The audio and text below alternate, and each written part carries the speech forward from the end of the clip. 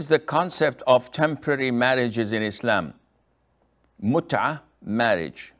Mutah marriage is agreed upon Ahlus Sunnati wal Jama'ah. It was in the beginning permitted for a certain period of time when there was a great need among the Muslims to have it. Then on the 7th year of Hijrah, the year of Khaybar, the Prophet ﷺ prohibited it, and the ruling of it being permissible was abrogated and it became prohibited and haram. And the essence for marriage is stability, continuity, to have tranquility, compassion, mercy between the spouses, and also to have children. And if there were a divorce or a fatality or death, then to have a iddah, the waiting period, and to inherit one another. All of this is not found in temporary marriage known as mut'ah, because it's an agreement, it's a contract between a man and a woman to have sex for a specific period of time in exchange of a specific amount of money. Once the contract is over, there's no need to divorce. Once the time lapses and ends, there's no need for divorce. There's no need for anything. They just split and they move on. Nowadays, this is considered to be another form of fornication or adultery. It's zina. The contract is invalid and the marriage is invalid. And the children are most likely, if there were children, because usually the agreement is not to have children, are born out of wedlock.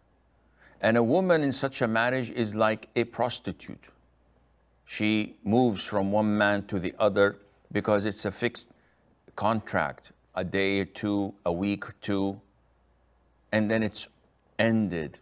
Unlike normal marriages, where the couple enter in such an institution with the hope that this continues until one of them dies, till death does them apart.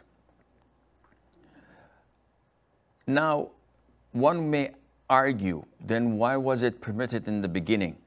This is a ruling from Allah Azza wa Jal.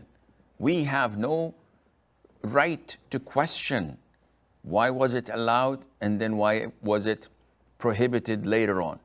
This is according to Allah's wisdom. At the time, there was a need for it. Allah permitted it. The companions used it. But after a while, it became prohibited once again. And since then till date, the prohibition stands. And this is the vast majority of the opinion of all companions of the Prophet ﷺ. And even those like Ibn Abbas, who in the beginning thought it was still valid, was taught by Ali ibn Abi Talib and other great companions that this was abrogated. And you did not know about that. And he came back to the opinion of majority, so that it was the consensus of all companions at a particular time that this was abrogated and haram.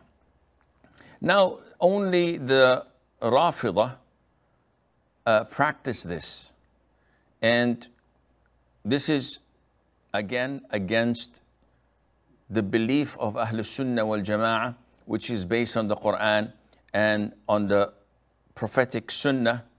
And if you go to their leaders and their imams and ask them would they give their daughters to such marriages, they would fight against that, and they would furiously say, no, this is not permissible for our daughters, for our sisters, but it is permissible for all other types of women, which shows you that this is not an Islamic